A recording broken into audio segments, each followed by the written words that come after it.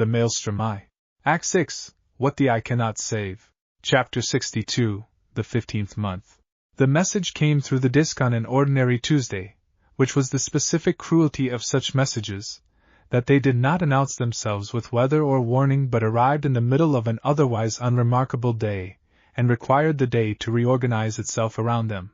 He was in the practice room with Tayuya when he felt the warmth in the seal at his collarbones shift into the specific pattern that meant urgent rather than routine, a distinction Kurenai had built into the communication method early on, a different pulse rhythm for different categories of message, and he stopped what he was doing, which was reviewing her latest mapping of the acoustic network's third-layer integration with the bedrock, and went still in the way that the body goes still when it has learned to recognize the shape of bad news before the news itself arrives. Tayuya watched him go still. "What is it?" she said. "Give me a moment," he said, and closed his eyes and read the message in the compressed transmission the seal allowed, which took the better part of a minute to fully receive and organize. The message was from Kurenai, and it was short, and it said, "The Hokage is in his final days. The physicians estimate a week, possibly less. He has asked specifically whether you would come. He said he does not require it, and would understand if circumstances do not permit it, but he asked me to send the request directly rather than through formal channels, because he wanted you to know it was personal rather than official." He opened his eyes. Tayuya was watching him with the complete attention she gave to things that mattered, and his vital pattern, he suspected, was showing her something that her vital pattern reading of him over 15 months had taught her to recognize. "The Hokage is dying," he said. "This week, probably. He's asked if I'll come." She did not ask whether he was going. She had learned, in 15 months, which questions required asking and which answered themselves. "Goto's at the harbor," she said. "I'll have Sora prepare the boat." "Thank you," he said. He went to find Sasuke, who was in the training ground at the hour he always claimed for himself, and Sasuke read the news in his face before he spoke it, which had become a habit between them, the specific economy of communication that develops between people who have been through enough together that words sometimes arrive as confirmation rather than information. "The Hokage," Sasuke said. "Yes. I'll come. You don't have to." "I know," Sasuke said, which was Sasuke's way of saying that the offer had been weighed and the decision made regardless of obligation, the specific texture of choice rather than duty. They left within the hour, which was faster than any previous departure, because the urgency of the situation made the usual careful preparations into things that could be compressed without being abandoned. Anko took the guard's defensive authority in his absence, which was now an established protocol rather than a special arrangement. Sora prepared the documentation that would need updating regardless of what the visit produced. Tayuya stood at the harbor as the boat pulled away with the specific stillness of someone who understood what this particular departure was carrying. On the water, the urgency translated into a different quality of travel than his previous trips, Goto pushing the boat at a pace that strained the whirlpool navigation's margins, and Naruto sat at the bow with the Kansenat passive and thought about the Hokage's specific quality of dying, the slow accumulation of an old man's body reaching the end of what it could sustain, accelerated by the cost of the invasion's final battle and the years of carrying weight that the position required. He thought about what he wanted to say and found that he did not have words prepared, which was unusual for him after 16 months of learning to organize his communications with care. Some things, he was discovering, did not benefit from preparation. Some things required only presence. The coastal town came into view on the second day, faster than the usual 3-day journey, and they covered the remaining distance to Konoha at a pace that was not quite running but was considerably more than the measured travel he usually employed. They arrived at the village gates in the evening of the third day. He went directly to the Hokage's residence. Chapter 63, The Last Conversation. The Hokage's assistant met him at the door with an expression that told him, before any words were exchanged, that he had arrived in time but not with time to spare. "He's been asking," she said. "Go in. He doesn't have the strength for long conversations anymore, but he wanted this one specifically." He went in alone, the same arrangement as before, Sasuke waiting in the garden with the same understanding of what categories of conversation were not his to be present for. The Hokage was in the bed now rather than the chair by the window, which was the specific marker of decline that the body's geography always provided, the narrowing of the space a person occupied as the space they could sustain themselves in narrowed alongside it. But the eyes were still the eyes, dimmed by the body's failing but not by anything essential, the same complete attention that had been paying notice to the world for 70 years.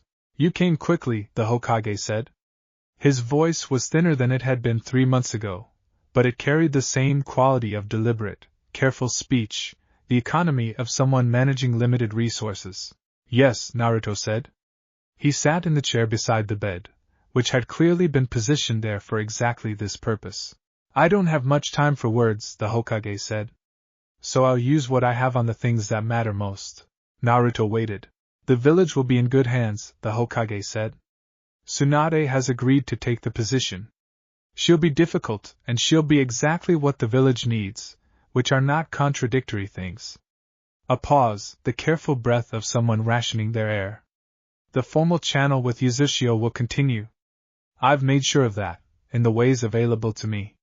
Tsunade understands its value in Kakashi, who will have more authority in the new arrangement than he's had, understands what he failed to provide you and has, I believe, made a genuine reckoning with it. I know, Naruto said. I read it in his vital pattern the last time I saw him. The Hokage's eyes found his with the specific quality of someone receiving confirmation of something they had hoped was true. Good, he said. That matters to me. Not for absolution. For the accuracy of the record. They sat for a moment in the quiet of the room, the September evening having become a winter evening in the 3 months since the previous visit, the windows showing a garden that had moved into its dormant season, waiting for spring the way gardens do, with the patient certainty of things that have done this many times before. I want to tell you something about your mother, the Hokage said. Something I haven't told anyone, because it didn't seem like information that served any purpose until now, when purpose is a different kind of thing than it used to be. Naruto waited. When she was sealed with the 9 tails, after your birth, she fought to stay conscious for longer than anyone thought possible, the Hokage said. Long enough to hold you. Long enough to say several things to your father that he relayed to me later, in the brief time before he too was gone. A pause, the careful gathering of breath. One of the things she said was that she hoped you would have her stubbornness and his calm, and that if you had both, you would be impossible to stop, in either direction, good or bad. She said the world would need to be very careful about which direction you went, and that the village's job, when it was no longer her job, was to make sure the world was careful in the right way. Naruto felt something move in his chest that had no immediate name. We were not careful in the right way, the Hokage said. I have had years to sit with that. I do not think I will resolve it before I die, and I have made peace with not resolving it, because some failures are large enough that resolution is not the available outcome. What is available is acknowledgement, and the specific work of trying to do better with what time remains. He looked at Naruto with the full weight of those dimmed but undiminished eyes. You did the thing we should have helped you do. You found your own direction. And the direction you found is the right one, not because it is safe or expected but because it is genuinely yours, built from what is actually true about you rather than what was convenient for others to believe about you.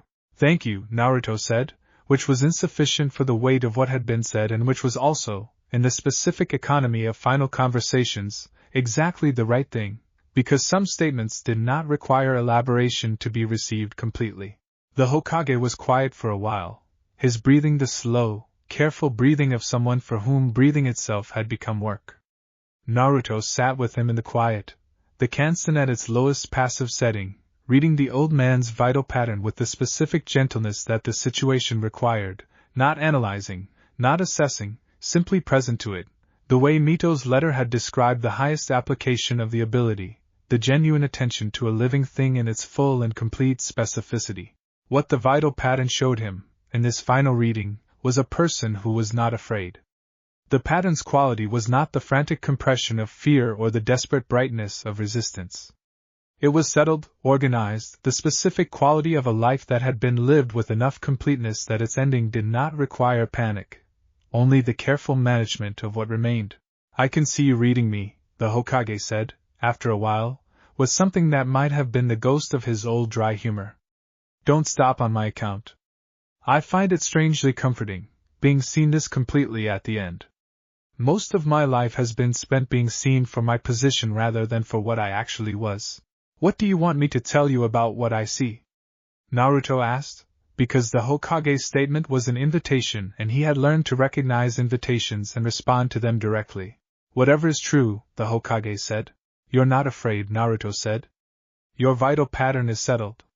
There's regret in it, the specific kind that doesn't resolve, but it's organized rather than overwhelming.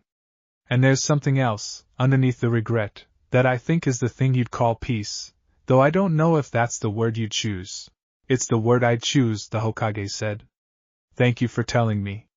It's a strange gift, to know how your own ending actually looks rather than how you imagine it must look. They sat together for the remainder of the visit, which was not long, because the Hokage's strength did not extend to long visits anymore, and Naruto left when the assistant indicated, gently, that the time had come, and he stood at the door and looked back once at the old man in the bed by the window that showed the dormant garden. And the Hokage looked back at him with those eyes that had paid complete attention to the world for 70 years, and were now paying their last attention to this particular moment, this particular person, this particular ending of a long and complicated thread. Goodbye, Naruto, the Hokage said. Goodbye, Naruto said. And then, because it needed to be said and there would not be another chance to say it, thank you for the door being open.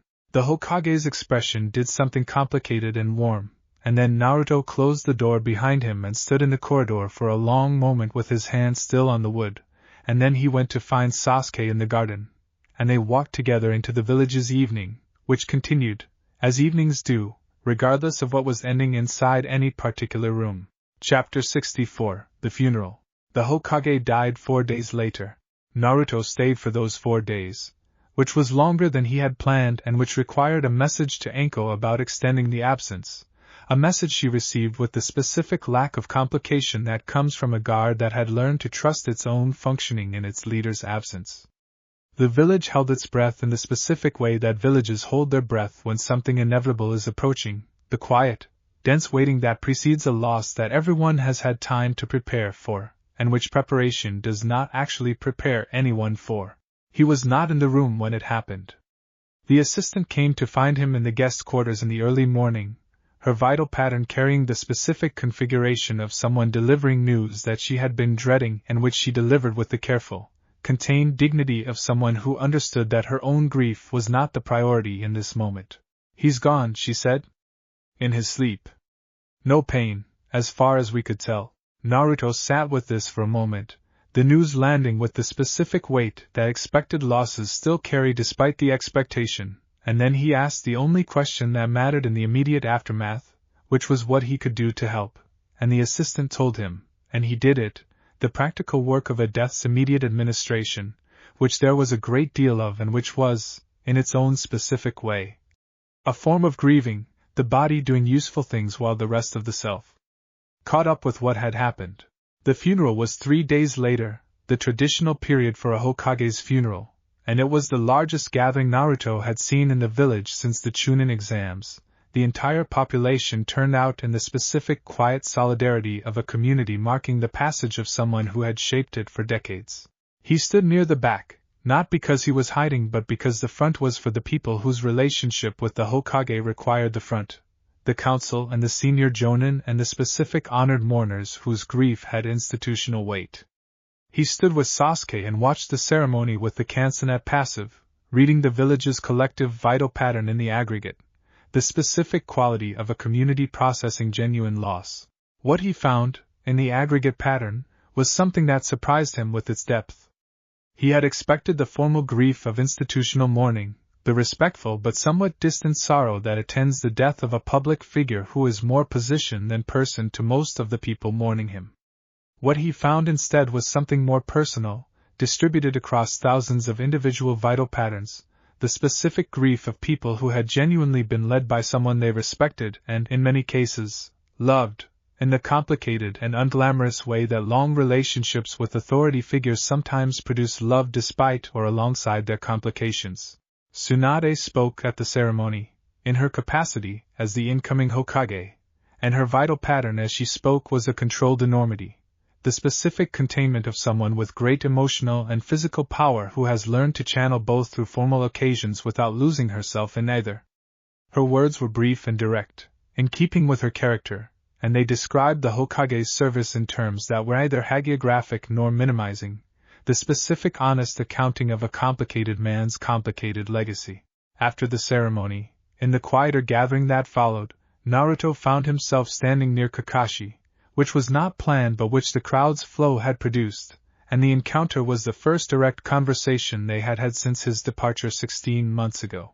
Kakashi's vital pattern, read through the kansen at full seeing, was different from what it had been. The cloud over the silver-blue brilliance was still there, the old grief that had become structural, but there was something else now, a quality he had not read in Kakashi before, a kind of active reckoning rather than passive carrying, the specific signature of someone who has done difficult internal work. "You look well," Kakashi said. "The island agrees with you." "It does," Naruto said.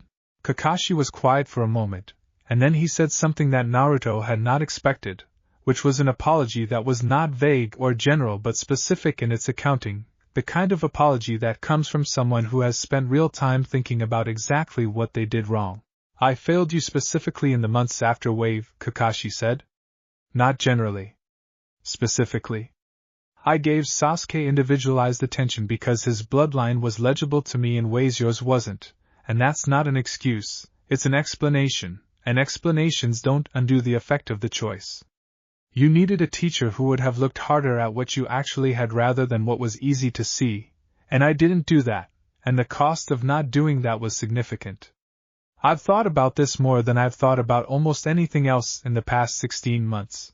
Naruto looked at him, and at his vital patterns careful, reckoning quality, and he thought about what Setsuko had taught him about the difference between an apology that sought absolution and an apology that was simply an accurate accounting offered without expectation. "I believe you," he said.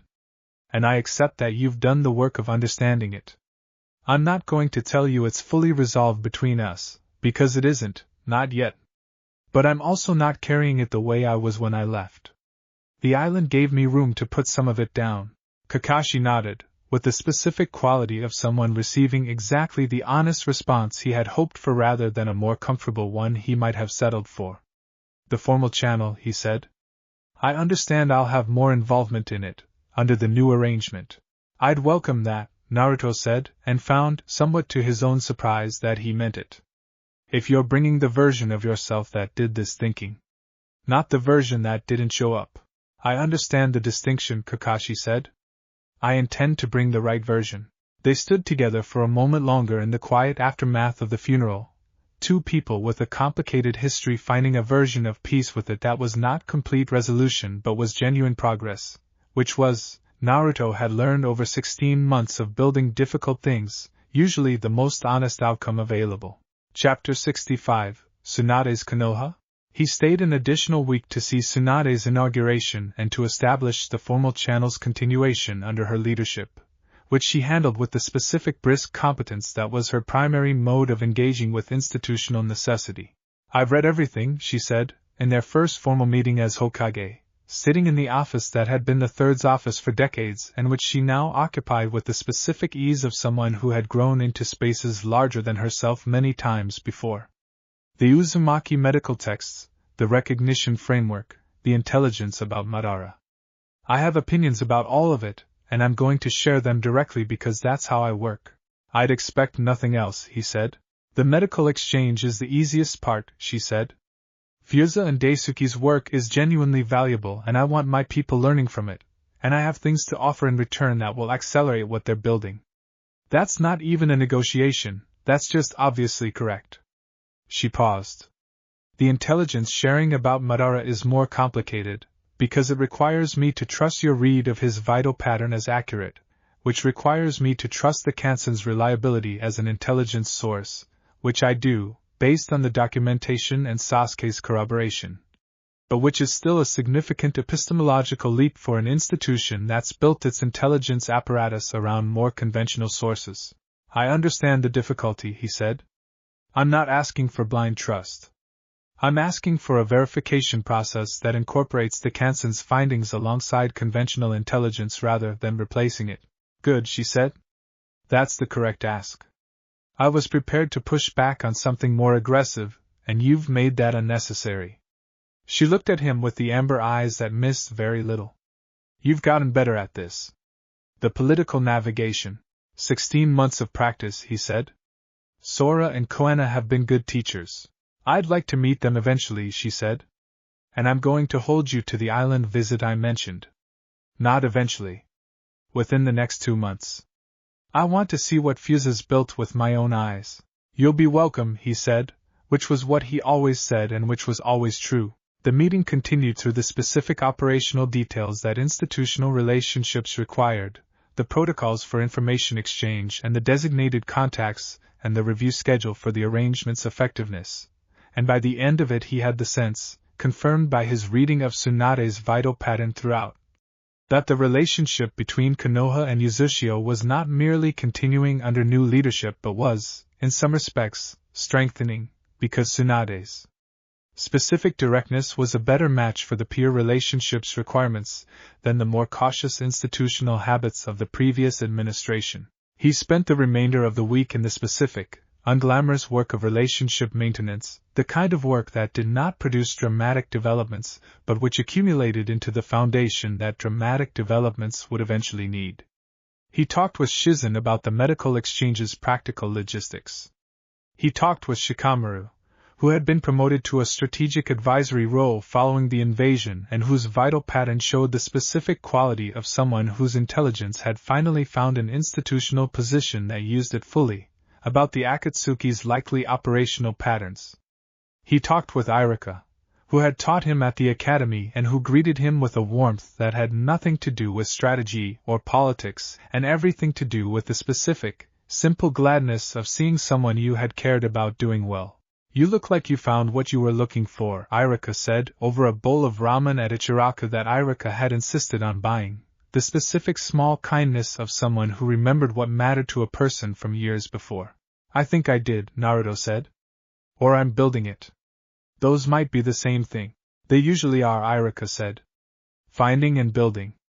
Most people think they're different processes. I've always thought they were the same process at different speeds.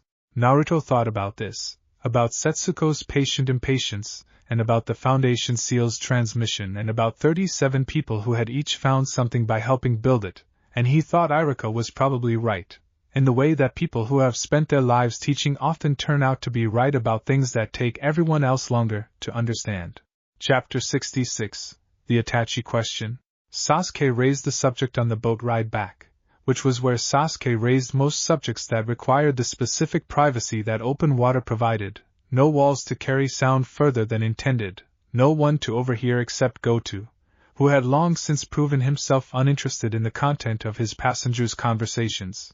My brother, Sasuke said, looking at the horizon rather than at Naruto, which was Sasuke's posture for conversations that required more vulnerability than direct eye contact comfortably allowed. I've found him. Approximately. Naruto waited. He's part of the Akatsuki, Sasuke said.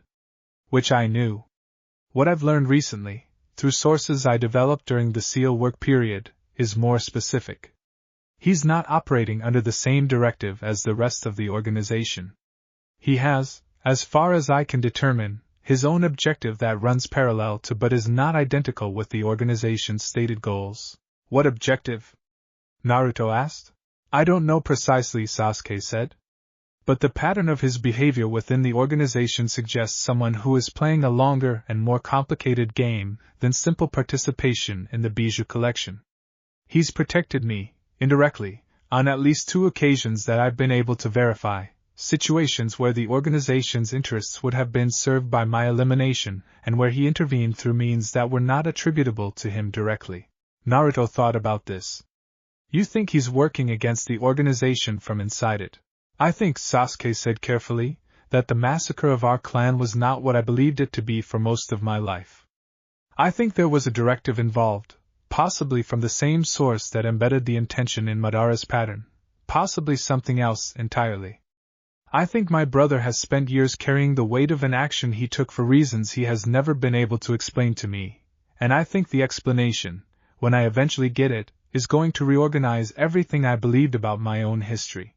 The boat moved through the water with Goto's steady, expert navigation, and the afternoon light was the specific gold of late season, and Naruto sat with what Sasuke had said and thought about how to respond to it with the care that the subject deserved. "What do you want from me?" he asked, with this information. Sasuke was quiet for a long moment. "I want the Kansen's read," he said finally. "If I can get close enough to him, safely, with you present, I want to know what his vital pattern actually shows. Not what I assume based on incomplete information and the specific bias of someone who needs his brother's actions to have been comprehensible. The actual truth, read by something that doesn't have a stake in what the truth turns out to be." "That's a significant request," Naruto said. "It means finding him, which means engaging with the Akatsuki's operational area, which carries real risk." "I know," Sasuke said. "I'm not asking for it immediately. I'm asking you to know that it's coming, eventually, when the circumstances make it possible to attempt safely. I want you to start thinking about how the Kansen's capabilities might apply to a situation like that, so that when the moment arrives, we're prepared rather than improvising." Naruto thought about the ruling stage and its current development, the 8 simultaneous contacts that had grown, in the months since the 23 contact harbor encounter, to a comfortable 12, with theoretical capacity for more under conditions of extended preparation. He thought about the specific challenge that an encounter with Itachi would present, the Sharingan's own perceptual capabilities, meaning that any contact attempt would be met by someone who could potentially read the attempt as it was happening, which was a different category of challenge than anything he had encountered. "I'll think about it seriously," he said. "And I'll keep developing toward whatever capacity that situation eventually requires. But I want to be honest with you about something." "What?" "If what I find, when I eventually read him, confirms what you're hoping is true, that will be good for you in one sense and very difficult in another. Because it means your brother sacrificed everything, including his relationship with you, for reasons he believed were necessary, and carrying that knowledge is not lighter than not knowing. It's just true instead of uncertain." Sasuke was quiet for a long moment, looking at the horizon. "I know," he said. "I've thought about that. I want the truth anyway. Uncertainty has its own weight, and I've been carrying that weight for years. I'd rather carry the true weight than the uncertain one." Naruto nodded. He understood this, in the specific way that someone who had spent 12 years not knowing the full truth about his own parents understood the particular exhaustion of uncertainty, the way it occupied space that certainty, however difficult, did not occupy in the same corrosive manner. "All right," he said. "When the time comes, we'll find a way." Sasuke looked at him, and his vital pattern through the Kansen showed something that was not quite relief but was adjacent to it, the specific quality of someone who has voiced a long-held intention and found it received rather than dismissed. "Thank you," Sasuke said, which from Sasuke carried the weight of a much longer statement. They sat in companionable quiet for the remainder of the journey, the island growing on the horizon in the late afternoon, and Naruto thought about the layers of intention and inheritance and family that ran through everything he had been dealing with for 16 months, his own mother's hopes relayed through a dying Hokage, Sasuke's brother's unexplained sacrifice, the Uzumaki clan's destroyed and reconstituting legacy, Madara's embedded directive, and underneath all of it the specific question that the Kansen existed to answer, which was what was genuinely true about a living thing when you looked at it with complete and uncompromised attention. He thought, that's the work. Not just building Uzushio. Reading truly. For everyone who needed someone to do it for them, because they could not yet do it for themselves. Chapter 67, 16 months.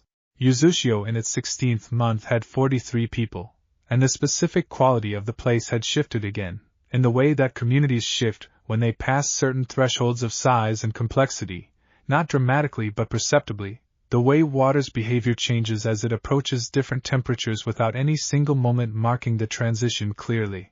The harbor district was fully operational now, 5 buildings restored and functioning, and the construction had moved into the residential quarters expansion, with Sueren's barrier integration work extending to cover the new structures as they came online, the 3-layer defense growing organically alongside the physical settlement rather than being applied retroactively.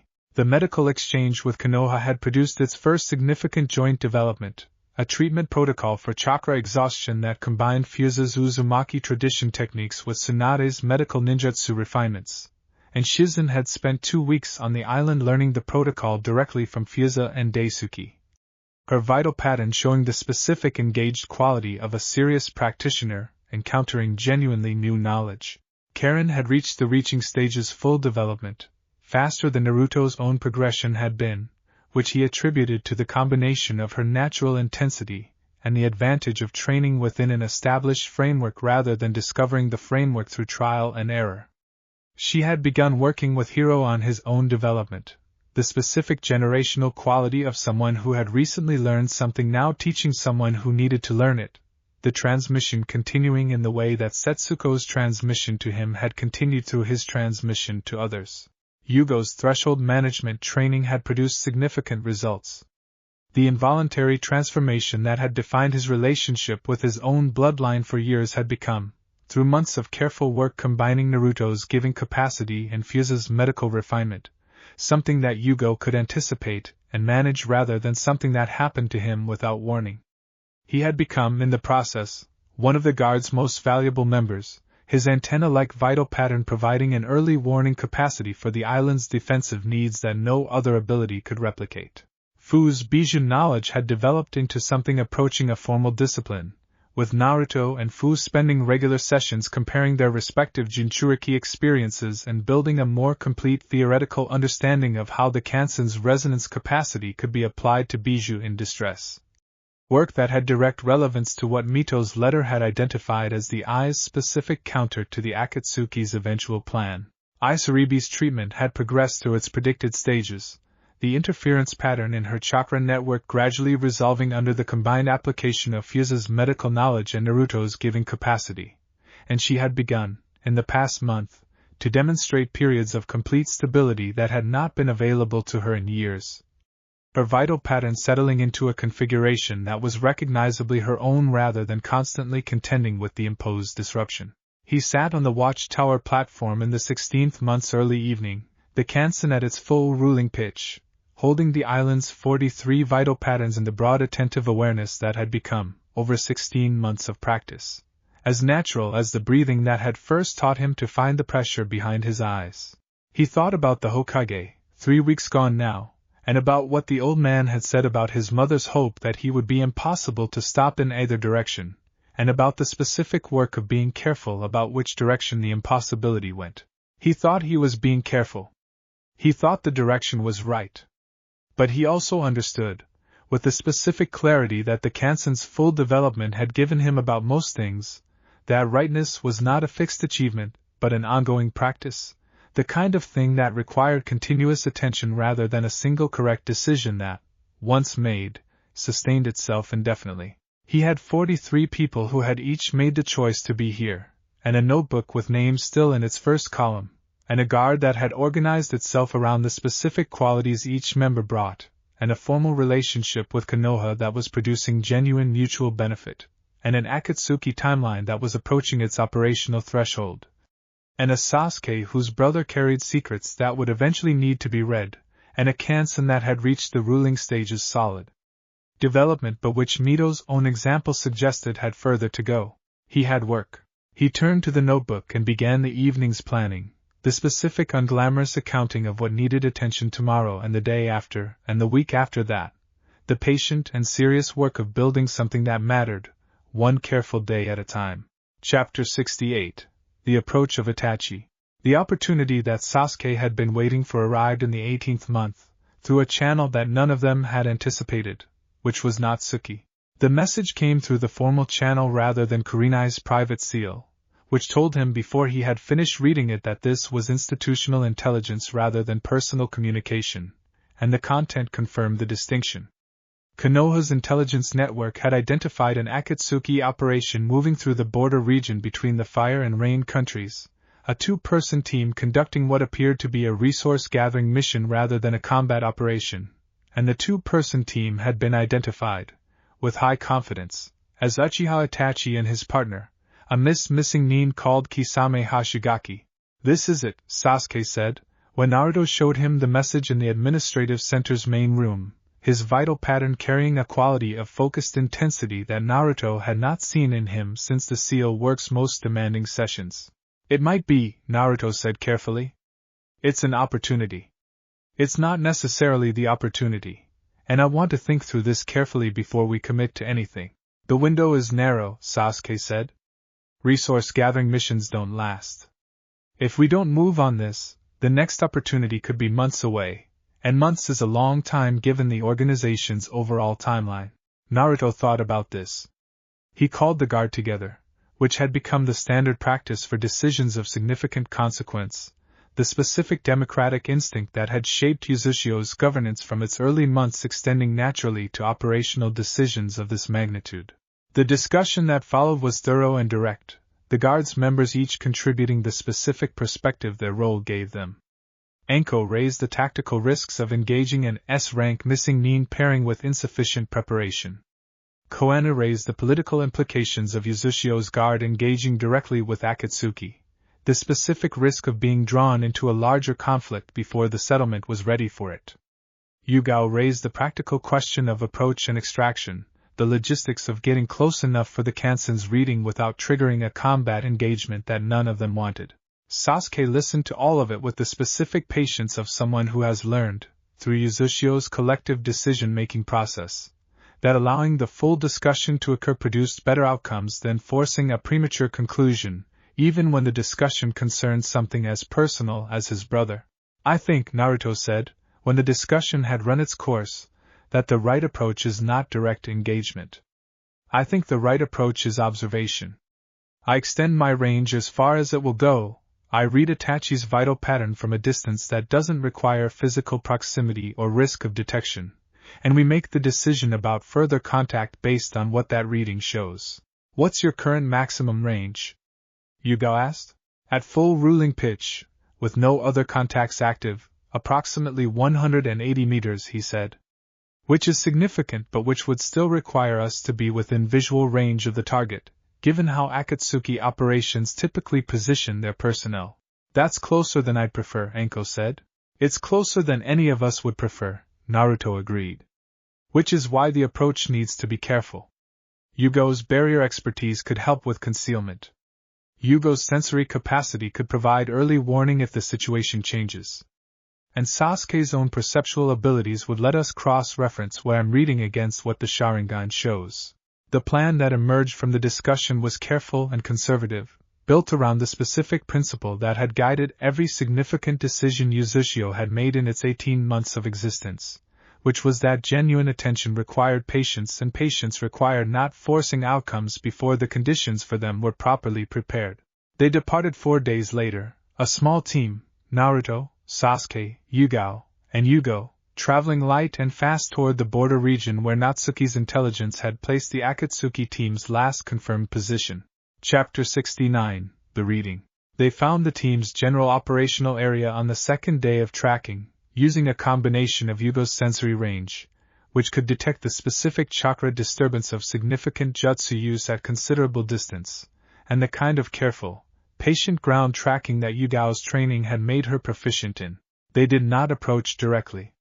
They established an observation position on a forested ridge overlooking the small border settlement where the Akatsuki pair appeared to be conducting their resource-gathering operation, a position that gave Naruto's range enough coverage while maintaining sufficient distance to minimize detection risk.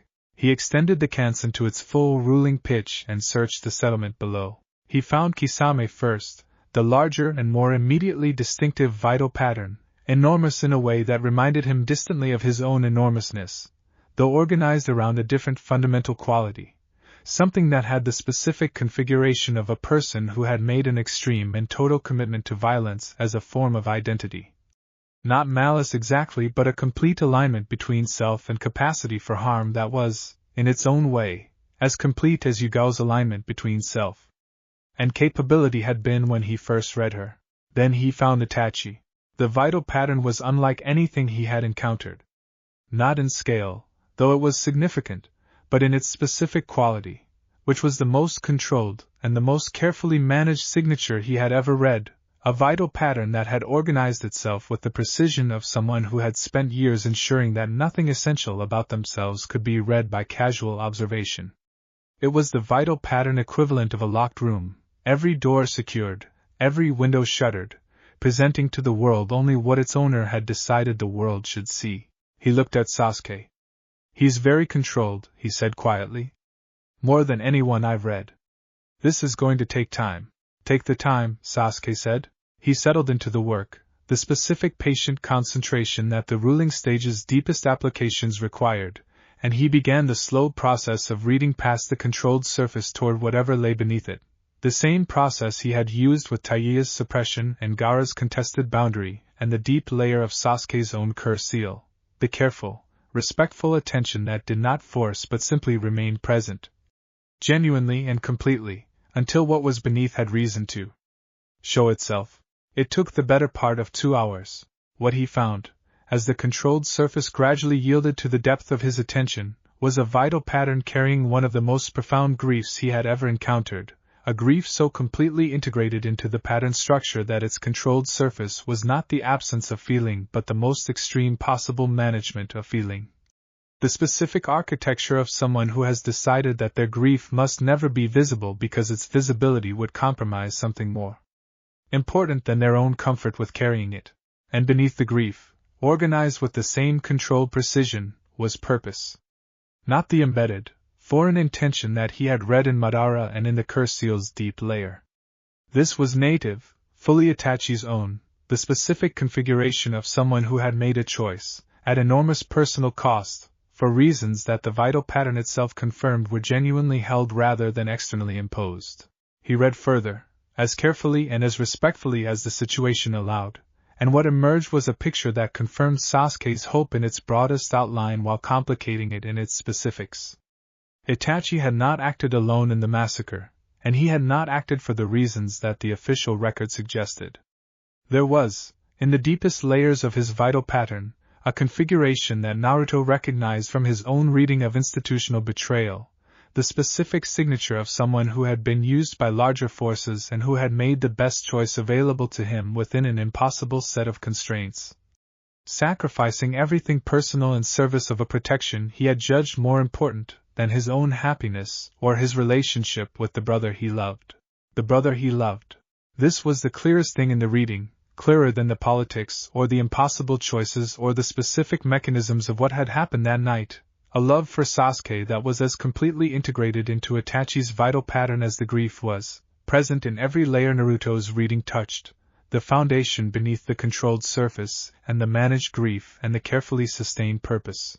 He pulled the reach back to passive and opened his eyes and looked at Sasuke, who had been waiting with the specific stillness of someone who understands that the waiting is the price of the truth they had asked for. "Tell me," Sasuke said.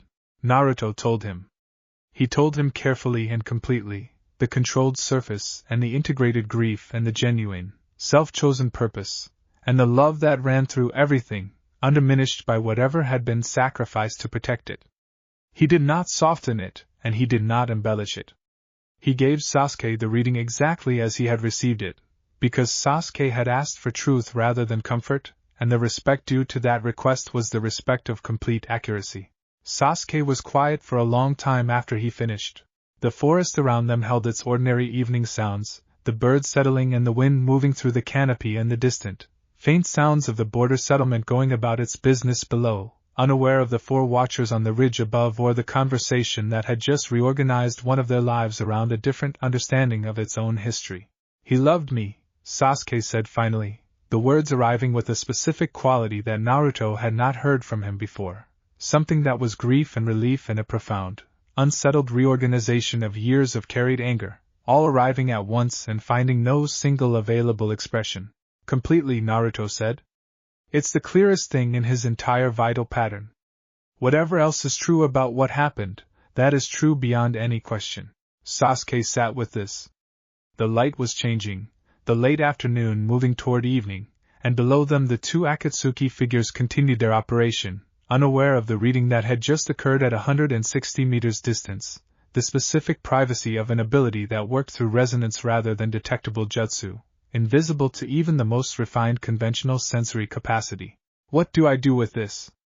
Sasuke asked, which was a question Naruto had not expected from him. The specific vulnerability of someone who has received the thing they asked for and discovered that receiving it does not automatically tell you what comes next. I don't know, Naruto said honestly. That's not a question the Kansen can answer. It can tell you what's true. It can't tell you what to do with the truth once you have it. Should I approach him? Now, today?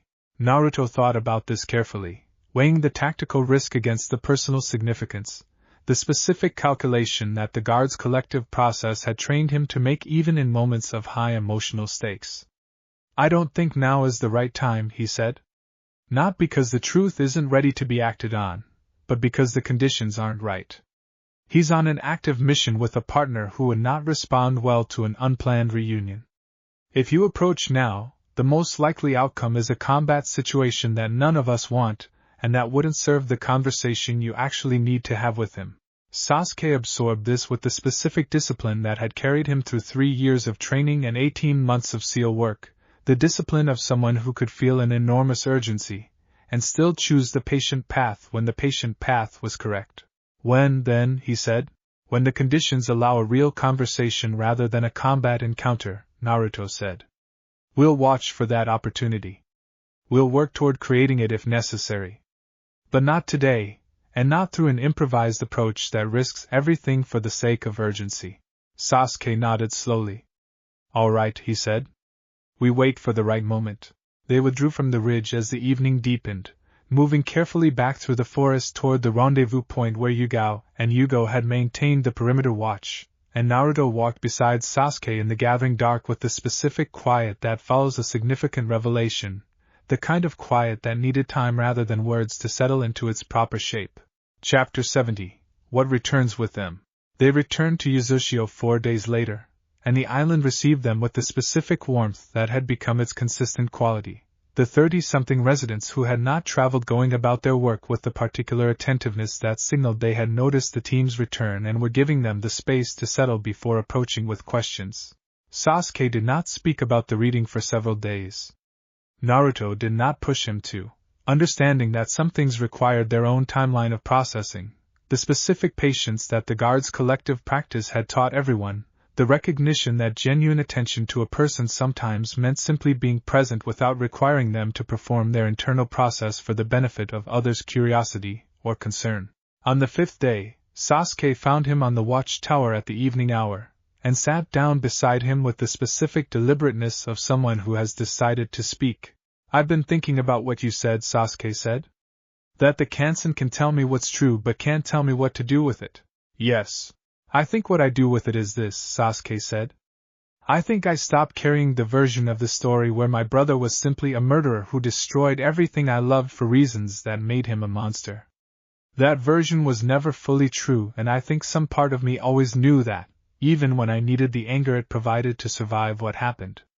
I think I carry, instead, the more complicated and more true version, where he made an impossible choice that cost him everything he loved in order to protect something he judged more important, and where the love he had for me was real even though the choice required him to make me hate him.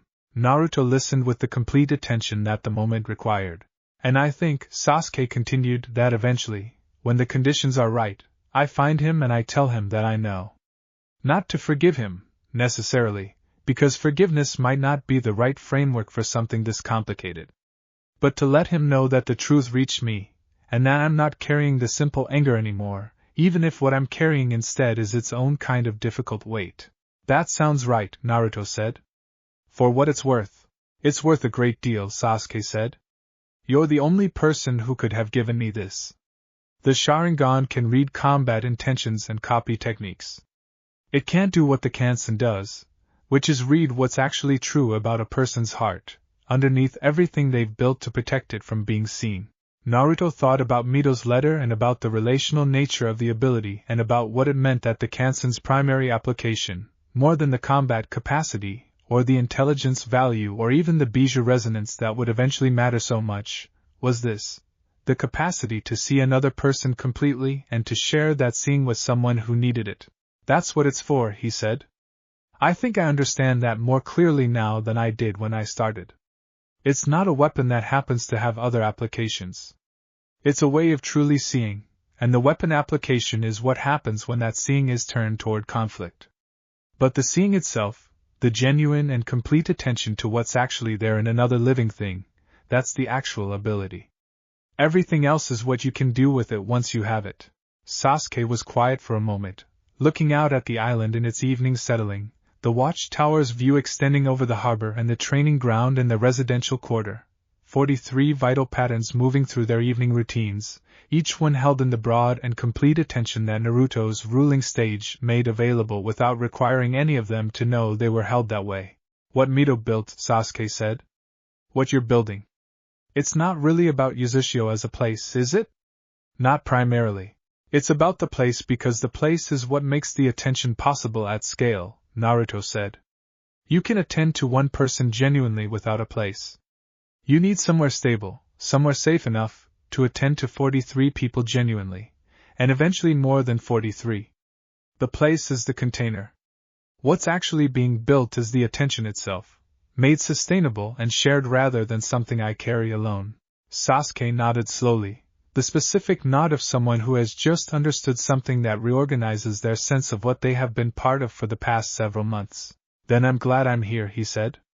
Which was, from Sasuke, the most complete statement of commitment he had yet made, and which Naruto received with the full weight it carried.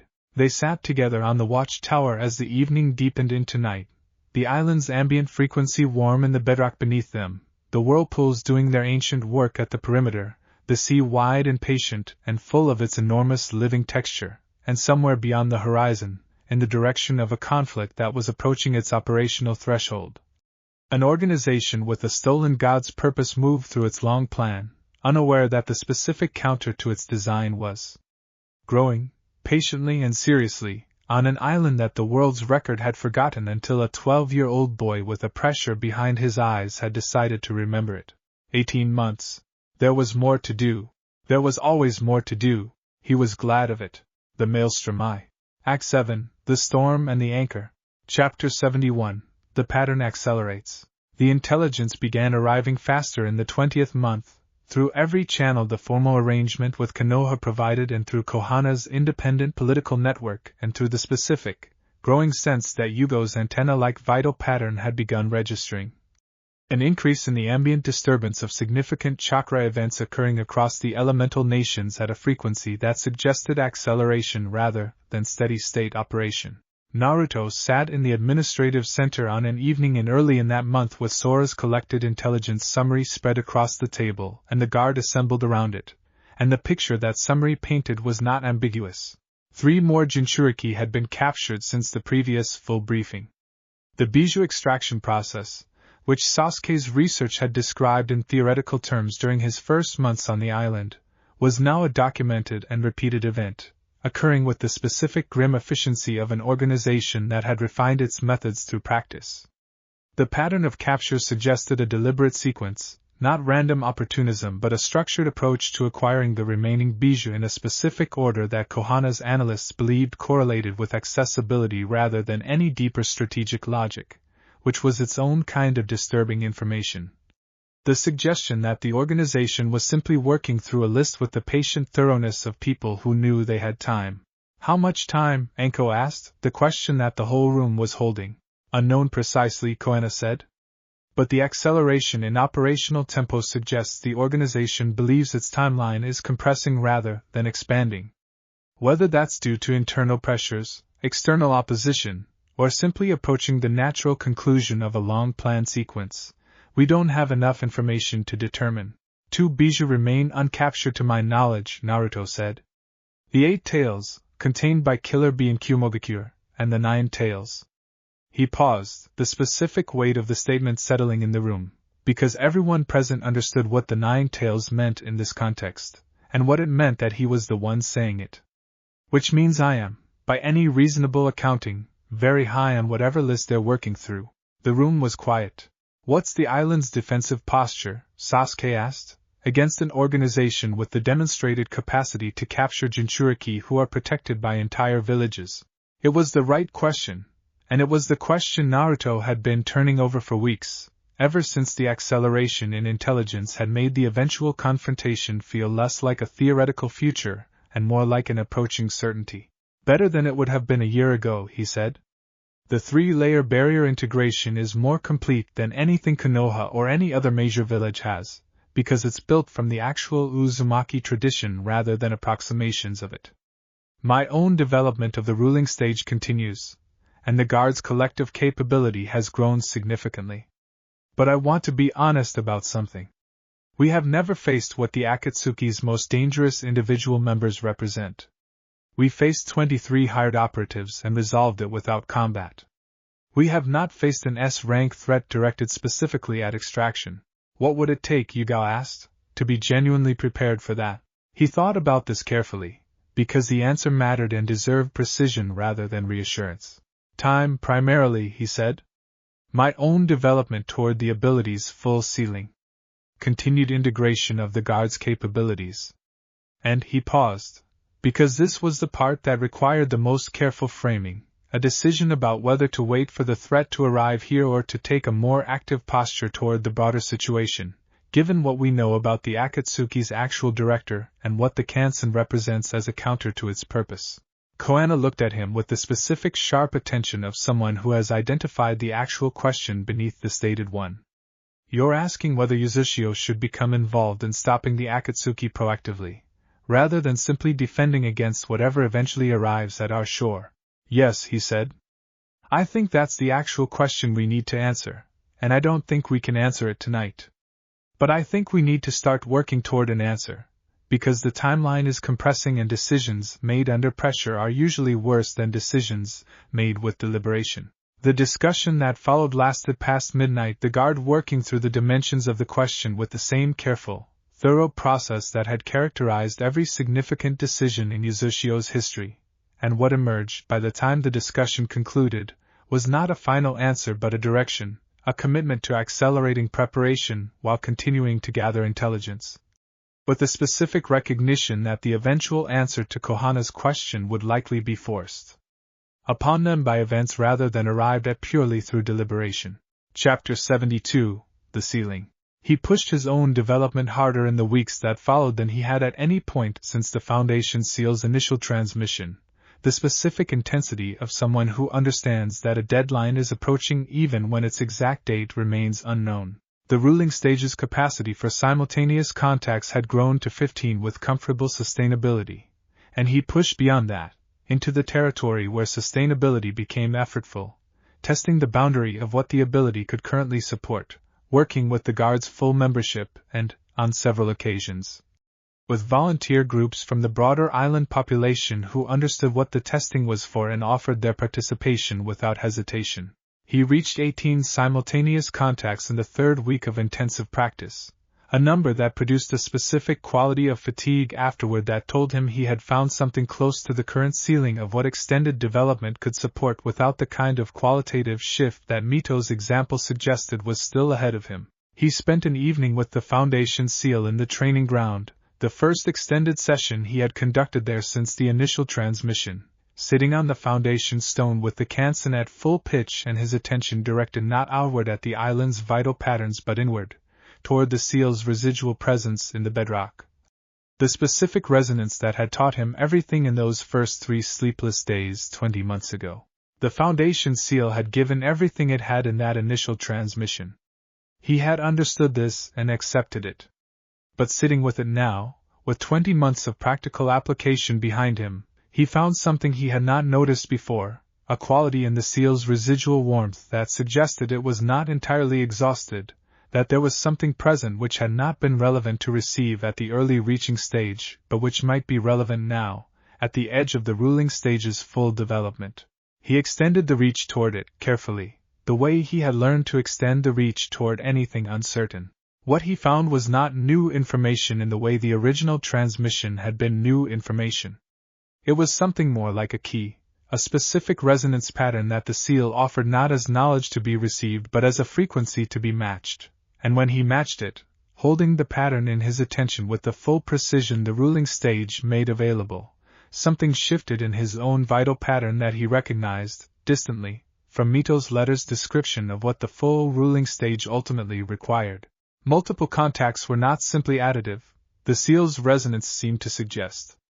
They were not 18 separate threads each requiring individual attention within a shared capacity. At the highest development, they became something more like a single, complex cord, the individual contacts integrated into a unified field of awareness that did not divide attention between targets but held all of them within a single, undivided perception, the way a skilled musician does not think separately about each finger's position but experiences the whole chord as one gesture.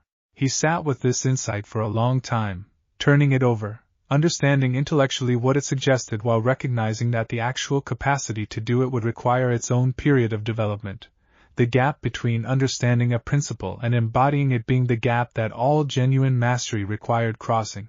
He began practicing the integration the following day, working not to add more contacts but to change the quality of his relationship with the contacts he already maintained, attempting to feel them as a single cord rather than 18 separate threads.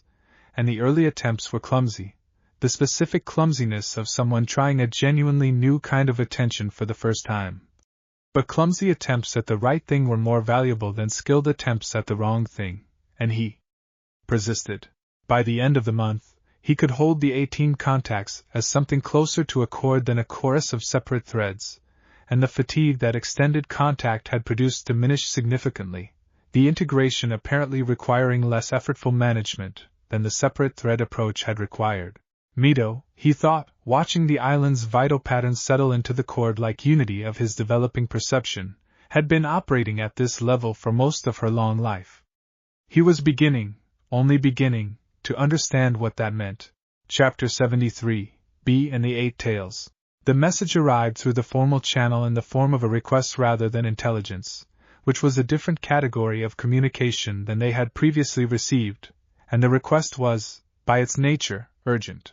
Kumogakure had requested, through diplomatic channels that ran through Konoha's office given the absence of any direct relationship between Kumo and Uzushio, assistance with a specific and delicate situation. Killer B, the Eight Tails Jinchuriki, had been the subject of an attempted extraction by an Akatsuki team 3 days prior, an attempt that Kumo's defenses had successfully repelled but which had left B in a condition that Kumo's medical staff could not fully stabilize. A lingering disruption to the seal's integrity that the extraction attempt's specific jutsu had introduced, and which conventional medical ninjutsu had not been able to fully resolve. The request, transmitted through diplomatic channels with the specific careful formality of an institution asking for help from a source it did not fully understand or entirely trust, asked whether Uzushio's documented expertise in Jinchuriki vital pattern stabilization, referenced from the intelligence Konoha had shared about Naruto's work with Gaara during the invasion, might be applicable to B's situation. Naruto read the request twice and then called the guard together. "This is significant," he said, when they had gathered. "Not just for B, though B matters in his own right. This is the first time a major village other than Konoha has directly requested Uzushio's specific capability. How we respond establishes something about what kind of relationship is possible with the broader world beyond the formal channel we already have." "What's the risk?" Anko asked, with her characteristic directness. "Travel to Kumogakure, which is further than anywhere I've gone since establishing the island, through territory that isn't covered by any existing arrangement," he said. "And the medical risk itself, working with a Jinchuriki seal disruption that I haven't encountered before, with B's life and stability genuinely at stake if the work goes wrong. And the benefit," Konoha said, "if it goes right. A second major village with direct, positive experience of Uzushio's value," he said. "Which matters considerably for the recognition framework's long-term durability, and which matters even more for the broader question of resistance to the Akatsuki's plan, because a coalition against that plan needs more than Konoha's cooperation. It needs the other major villages understanding what's at stake and what resources exist to address it."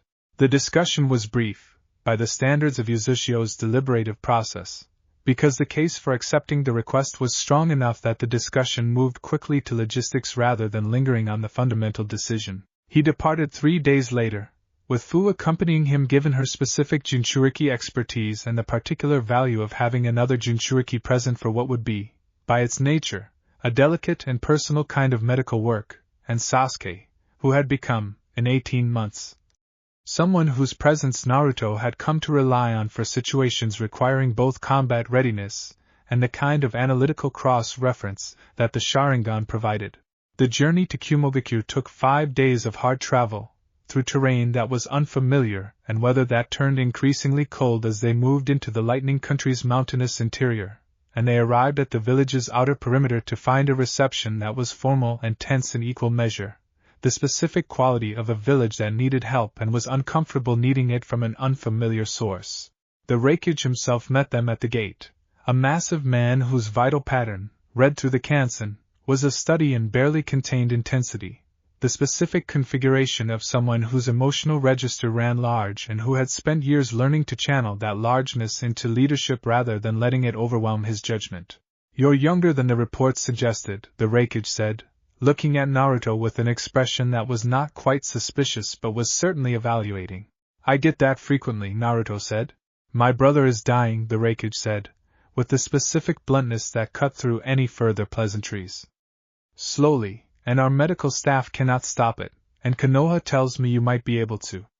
I don't fully understand what you are or what you can do, and I don't have the luxury of caring about that right now. Can you help him or not? I need to see him to know for certain," Naruto said. "But I believe I can. Take me to him." Chapter 74, The Eight Tails. Killer Bee was in a medical facility deep within Kumogakure's mountain complex, and the journey there gave Naruto his first extended exposure to a major village other than Konoha, the specific quality of Kumo's vital architecture different in its texture from anything he had read before, harder-edged in some respects. The chakra signatures of its shinobi population carrying a quality of disciplined aggression that contrasted with Konoha's more varied texture, and with Uzushio's specifically. Relational quality.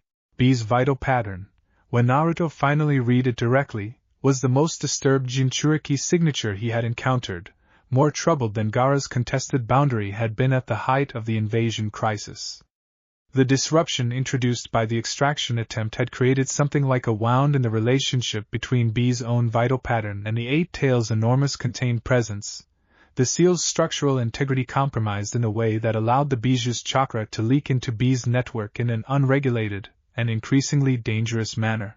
B himself was conscious, which Naruto had not expected given the severity of what the medical staff had described, and his vital pattern beneath the disruption showed a quality that was immediately distinctive, a person whose relationship with his own contained Biju was fundamentally different from anything Naruto had previously encountered, not contested or compressed but genuinely collaborative. The specific signature of someone who had, over years, built an actual working partnership with the enormous presence sharing his body. "You're the kid from the whirlpool," B said, his voice carrying a specific rhythmic quality that Naruto found immediately likable despite the gravity of the situation. "Heard you do things with the eyes that ain't like nothing else. Came a long way to fix what they did to me." "I'm going to try," Naruto said. "I need to read what's actually happening first. This might take some time." "Take your time," B said. "Ain't going nowhere fast, the way things are." Naruto settled into the careful, patient reading that the situation required, extending the Kansen's full ruling pitch toward B's vital pattern and the contested, leaking boundary between his network and the Eight Tails' presence, and what he found, after an hour of careful attention, was a problem that had a specific shape, the structural disruption creating a leak rather than a breach. Chakra moving in an unregulated direction rather than the Biju attempting to break free in the way Gaara's crisis had represented. This was, in a specific and important sense, a more tractable problem than what he had faced with Gaara. Gaara's crisis had been a contest between two wills, the Biju actively attempting to overwhelm a compromised host. B's situation was closer to a wound, a structural failure that needed repair rather than a battle that needed winning. He extended the reach toward the disrupted boundary, carefully, the specific resonance approach that the Foundation Seal's teaching had given him refined through 20 months of practical application, and he began the careful work of finding the frequency at which the structural disruption could be addressed. Not forcing the boundary back into its original configuration but supporting the natural process by which B's own vital pattern and the Eight Tails' contained presence had, over years of collaborative coexistence, found their working equilibrium. Fu sat nearby throughout the work, her own Jinchuriki vital pattern providing a kind of reference point that Naruto found genuinely useful, the specific comparison between her experience and B's experience, and his own giving him a richer understanding of how the resonance approach needed to be calibrated for each individual relationship between host and Bija. The work took 6 hours, conducted across 2 sessions with a rest period between them, and by the end of the second session the leak had been resolved, the structural boundary repaired not to its original configuration but to a new and, by Naruto's reading, more robust configuration that incorporated some of what he had learned through the work itself. B sat up in the medical bed at the end of the second session with the specific vitality of someone whose body has just stopped fighting a battle it had been quietly losing. "That's some serious work, kid," he said. "Feel like myself again." "More than myself, maybe." 8 settled down nice and proper. "How do you feel?" Naruto asked, the standard question that Fusha had taught him to always ask regardless of what the vital pattern reading already suggested, because the patient's own report mattered as data distinct from the technical reading. "Like the storm passed," B said. "You got a gift, kid. Real gift." 8 says thank you too, in his way, which mostly means he's quiet for once, which for him is high praise. Naruto smiled, the specific tired satisfaction of difficult and successful work, and went to find the Reikage to deliver the news. Chapter 75, The Reikage's Gratitude. The Reikage's reaction to the news of his brother's recovery was immediate, and entirely without the political calculation that Naruto had half expected from a major village's leader, the specific raw relief of a brother rather than the measured response of a Kage receiving operational intelligence. "You actually did it," the Reikage said, after confirming B's recovery with his own eyes and his own conversation with his brother. "I'll admit I had my doubts. Not about your sincerity. About the capability. What you're describing sounds like something out of old legends, not something a 13-year-old does with his eyes." 14 now, Naruto said, which had become a habit, the specific small correction that marked the passage of time he was building. 14, the Reikage corrected, was something that might have been the beginning of genuine warmth replacing the earlier wariness. "What do you want for this? Kumo doesn't take charity well, and we don't like owing debts we haven't settled." Naruto thought about this carefully, because the answer mattered for the same reasons that the original decision to come had mattered. "I want what I asked Konoha for," he said. "A formal relationship. Not subordination in either direction. A pure arrangement for intelligence sharing about the Akatsuki specifically, because what's coming is bigger than any single village can handle alone, and Uzushio's specific capabilities are relevant to that threat in ways that go beyond medical assistance." The Reikage looked at him with the specific assessing quality of someone who had expected a different kind of request, and was recalibrating. "You're asking for an alliance against Akatsuki. I'm asking for the beginning of one," Naruto said. "Konoha already has a version of this arrangement. If Kumo joined, that's 2 major villages with a formal relationship to Uzushio's intelligence and medical capabilities, which makes the broader coalition against the Akatsuki's plan more credible and more capable." The Reikage was quiet for a long moment, his enormous vital pattern, read through the Kansen, showing the specific configuration of someone working through a significant strategic decision. "What do you know about the Akatsuki's actual plan," he said, "that makes you so confident a broader coalition matters?" Naruto told him. The same account he had given the Hokage and the Konoha Council, Madara's embedded intention and Black Setsu's directing presence, and the Eye of the Moon plan's actual mechanism, the world's chakra architecture organized into a single, constructed pattern that would eliminate the genuine individuality the Kansen existed to perceive and protect. The Reikage listened with the complete attention of someone receiving information that explained things he had been trying to understand through less complete intelligence for months. "This is significantly more comprehensive than anything our own intelligence has assembled," he said, when Naruto finished. "If this is accurate, I can demonstrate the verification method," Naruto said. "The same way I demonstrated it to Konoha's council. Read a vital pattern in real time, show the specific markers that indicate embedded intention versus native will. It's not something I can prove through assertion. It's something I can show you directly, if you're willing." "I'm willing," the Reikage said, with the specific decisive quality that Naruto had read as core to his vital pattern from the first meeting. "Show me." They spent the remainder of the day on the demonstration, Naruto reading several of Kumo's senior shinobi at the Reiki's request, demonstrating the specific markers that distinguished native vital pattern configuration from externally embedded directive, building the same kind of credible, evidence-based foundation that had eventually persuaded Konoha's more skeptical council members. By the evening, the formal relationship had been agreed in principle, with the specific details to be worked out through the kind of careful diplomatic process that Konoha would need to be involved in. But the foundation was established. And Naruto left Kumogakyo 4 days after arriving with a second major village's formal partnership and a brother's gratitude, and the specific satisfaction of having extended Uzushio's reach into the broader world in a way that served the actual mission rather than simply the settlement's own interests. Chapter 76. The Approach of Pain. The intelligence, when it finally arrived with specific and actionable detail, came not through the formal channel but through Yugo's own sensory perception, which had developed, over 20 months of training, into something approaching an early warning system for the entire region surrounding the island.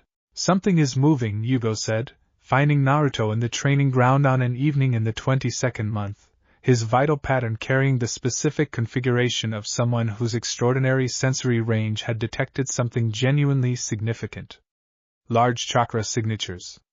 Multiple. Moving in a coordinated pattern that I haven't felt before, not the kind of coordination a normal group uses. Direction and distance?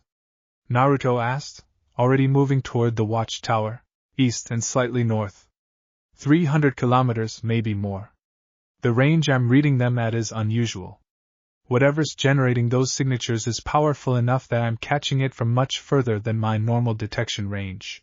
Naruto extended the Kansen toward the indicated direction, though the distance was far beyond even his developed ruling stage range, and found nothing directly, the specific limitation of an ability that, however developed, still had physical boundaries that 300 kilometers exceeded. I can't read that far, he said. But if you're detecting it at that range, whatever it is, it's significant. Get the guard together. They assembled in the administrative center within the hour, and Yugo described what he had felt with the specific precision that his unique sensory capacity allowed, multiple enormous chakra signatures moving in a coordinated pattern toward the eastern regions of the Fire Country, a pattern that, when Konoha's analysts cross-referenced it against known geography and political developments, pointed toward a specific and alarming conclusion. Konoha, Sasuke said, the single word carrying the full weight of what it implied. Naruto sat with this for a moment, the specific cold clarity of a threat assessment crystallizing into something that required immediate response. Send word through the formal channel immediately, he said to Sora. Everything Yugo detected, exactly as he described it, with our best assessment of timing and direction. And then? Anko asked. And then we go, Naruto said. Not the whole guard. A response team, moving as fast as we can, because if this is what I think it is, Konoha is about to face something that even Tsunade's strength might not be sufficient against alone. What do you think it is? Yugo asked. Naruto thought about the embedded intention he had read in Madara's distant vital pattern, and about the Akatsuki's accelerating timeline, and about the specific significance of Konoha as the village that had produced both himself and Tsunade, and that occupied, in any reasonable strategic assessment, a position of particular importance to anyone seeking to destabilize the world's existing order before implementing a plan to remake it entirely. I think pain is coming, he said. The Akatsuki's most dangerous active member, by every account Sasuke's intelligence has assembled. And I think Konoha is the target. The room absorbed this with the specific gravity that the assessment deserved. We can't reach Konoha in time through normal travel, Sora said, the practical calculation arriving immediately. Even at maximum pace, we're looking at 4 days minimum from the coast, and that's after the boat crossing. Then we don't travel at normal pace, Naruto said. Sasuke, Anko, Yugo, with me. We move now, as fast as the body can sustain, and we use every advantage the Kansen and the Sharingan and Yugo's sensory range can provide to find the fastest possible route. That's still days, Konoha said. If Pain's assault begins before you arrive. I know, Naruto said. It's the best option available. We move now. Chapter 77, The Race. They traveled at a pace that exceeded anything Naruto had previously sustained, the specific desperate urgency of a journey where every hour mattered, using shadow clones and relay to extend their effective range, the Kansen's passive sight scanning continuously for the fastest available paths, Yugo's sensory range providing continuous updates on the distant chakra signatures' movement and intensity. The signatures grew stronger and more numerous as they traveled, Yugo's reports becoming increasingly specific as the distance closed, and on the third day of travel, his report carried a new and alarming quality. "It's begun," Yugo said, stopping mid-stride with the specific stillness of someone receiving overwhelming sensory information. Massive chakra release. Multiple enormous signatures active simultaneously. And something else, something I don't have a frame for, a kind of destructive pulse that's. He paused, searching for words adequate to what he was sensing, reshaping the landscape itself. Naruto felt something cold settle in his chest. "Konoha," he said. "I think so," Yugo said. "The direction is right. The distance is closing as we travel. Whatever's happening, it's significant beyond anything I've sensed before." They pushed harder, the specific desperate effort of people who understood that they might be too late, and who could not allow that possibility to slow their pace, and Naruto extended shadow clones ahead of the group at intervals, sacrificing some of his own reserve capacity for the marginal advantage of advanced scouting. The clones dispersing after brief observation periods and returning their accumulated information to him in the specific rush of compressed memory that shadow clone dispersal provided. What the scouting clones showed him, as they drew closer, was devastation. Konoha, when they finally arrived at its outer perimeter on the fourth day, was not the village he remembered.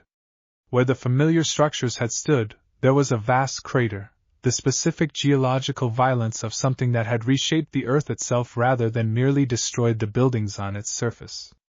The destruction was total in its center and radiated outward with decreasing intensity, the specific signature of an attack that had been designed not for tactical military objectives, but for something closer to a demonstration of overwhelming force. He extended the Kansen across the devastation with a specific dread that the visual evidence had already begun to confirm, searching for vital patterns among the survivors, and what he found was both better and worse than he had feared. Better, because there were survivors, a substantial population still alive and gathered at the village's perimeter in the specific configuration of people who had been evacuated successfully before the worst of the destruction occurred. Worse, because the scale of what had happened suggested a power that exceeded anything he had encountered in 2 years of developing the Kansen toward its highest capacity.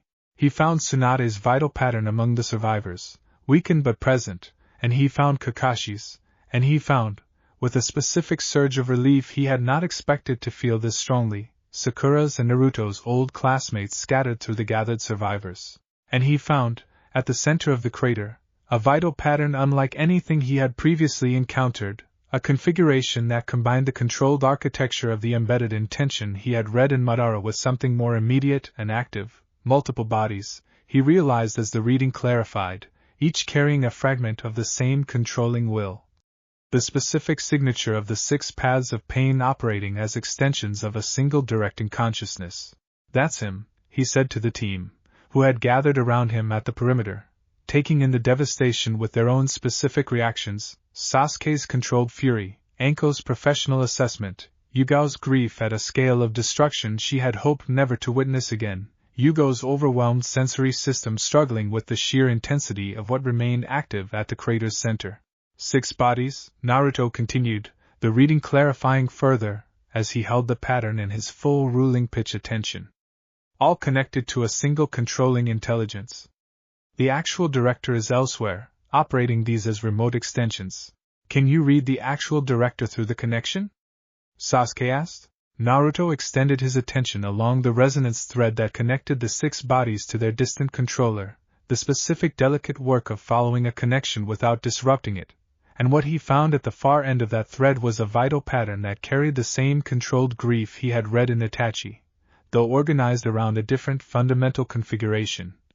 The specific signature of someone who had taken an enormous personal loss and transmuted it into a worldview that justified almost unlimited destruction in service of an eventual peace that the pattern's owner genuinely believed in. He believes he's right, Naruto said quietly, the specific weight of the realization settling into the assessment. This isn't simple malice. This is someone who has convinced himself that overwhelming pain is the only path to a peace that matters, and who is willing to inflict that pain personally because he believes the alternative is worse. Does that change anything? Enko asked, the practical question beneath the philosophical observation. It changes how I approach the contact, Naruto said. If he's native or rather than embedded intention like Madara, the resonance approach that worked on the curse seal won't work the same way. This is someone who needs to be reached, not corrected. He looked at the crater, at the survivors, at the 6 bodies still active at the center of the devastation, and he made the decision that the situation required. I'm going in, he said. Alone, for the initial contact. The rest of you, help with the survivors and stay ready to support if this goes wrong. Naruto, Sasuke said, the specific quality of his voice carrying more than the single word, the accumulated weight of 2 years of partnership and the genuine fear that this confrontation represented something beyond what even their combined capability could safely address. I know, Naruto said. I'll be careful. But this is what the Kansen exists for. Reading what's genuinely true, even in someone who has done terrible things, and finding whether there's a path to something other than continued destruction. He walked toward the crater. Chapter 78 Pain. The 6 bodies turned toward him as he crossed into the crater's outer edge, their movement coordinated with the specific unsettling precision of puppets controlled by a single hand, and he felt their attention as a unified pressure, the resonance thread he had traced earlier now flowing in both directions, the distant controller becoming aware of his approach through the same connection Naruto had used to read him. Uzumaki Naruto, one of the bodies said, the voice carrying a flat, affectless quality that confirmed what the vital pattern reading had already suggested. These were vessels rather than independent wills, channels for a single directing consciousness rather than separate people making separate choices. I had wondered if you would come. You knew about Uzushio, Naruto said, extending the Kansen toward the assembled bodies with careful precision, maintaining the resonance thread toward the distant controller, while also reading each individual vessel's specific configuration. The Akatsuki has watched the Whirlpool country's reconstitution with interest, the body said. A Jinchuriki building an independent power base with a unique ocular capability is not something we could ignore, regardless of our other priorities. What do you want here? Naruto said, though he already knew the broad answer, the specific demonstration of force that the crater represented serving multiple purposes simultaneously, intimidation and resource demonstration, and, he suspected, an attempt to draw out the specific target that mattered most to the organization's ultimate goal. Information, the body said. The location of one who holds knowledge valuable to our purpose. And, since you have arrived, perhaps something more directly useful. The 9 Tails container, delivered without the resistance that a full assault on your island settlement would require. Naruto held the resonance thread steady, reading the distant controller's actual vital pattern as the conversation continued, searching past the surface of the stated demands toward the genuine configuration beneath, the same patient attention he had brought to Taiya's suppression and Gaara's contested boundary and Itachi's controlled grief. The specific discipline of seeing what was actually there rather than reacting to what was performed. What he found, in the careful reading, confirmed his initial assessment and added depth to it. The controller, whose vital pattern carried a name he received through the resonance contact itself, the specific recognition that sometimes accompanied deep enough reading, was someone called Nagato, and Nagato's vital pattern held an enormous, carefully managed grief that was structured around a specific historical loss, a childhood marked by war and death in ways that had convinced him. With the complete and genuine conviction of someone who had reasoned his way to a terrible conclusion. Through entirely understandable premises, that only an overwhelming demonstration of pain's cost could motivate humanity to choose peace over endless cycles of violence. It was not the embedded intention he had found in Madara. It was native, fully Nagato's own, built from genuine suffering and genuine reasoning that had arrived at a genuinely terrible conclusion. You lost people, Naruto said, the words arriving from the specific clarity the reading had provided rather than from any rehearsed approach. War took everything from you, when you were a child.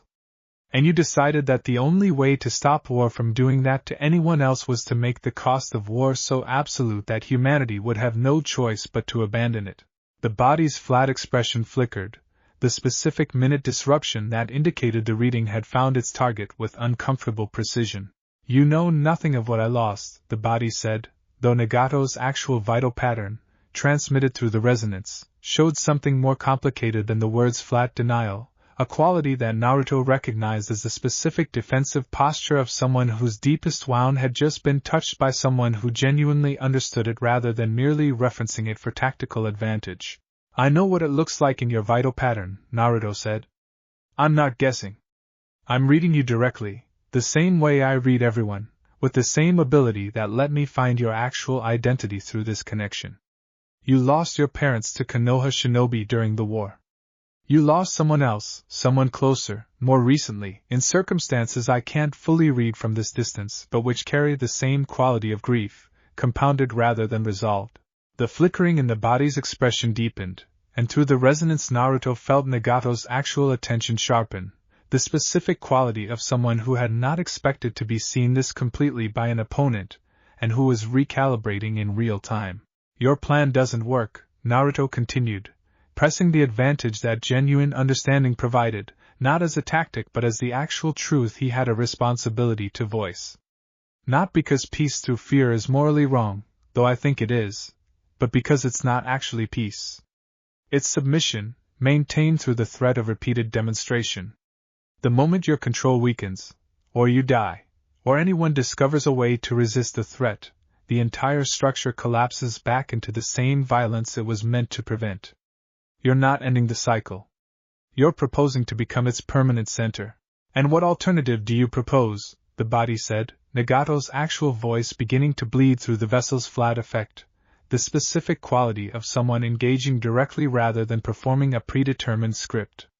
The cycle has continued for generations regardless of every attempt to break it through gentler means. Konoha's own founders believed in peace through understanding and the world continued its violence regardless. I don't have a complete alternative, Naruto said honestly, because honesty was what the moment required and because pretending to certainty he did not possess would have undermined everything genuine in the exchange. I have a different theory, which is that lasting peace requires something more difficult than either gentle hope or absolute fear. It requires people who are willing to actually see each other, completely and without the comfortable distortions that make violence easier to justify. That's what I'm building on, Uzushio. Not a force that imposes peace through demonstrated cost.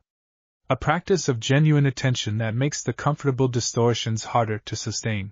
The resonance thread carried Nagato's response before the body's voice did, a complicated surge of vital pattern activity that included something Naruto had not expected, a quality that was close to genuine interest, the specific configuration of someone who had spent years operating from a conclusion so thoroughly reasoned that it had calcified into something resembling certainty.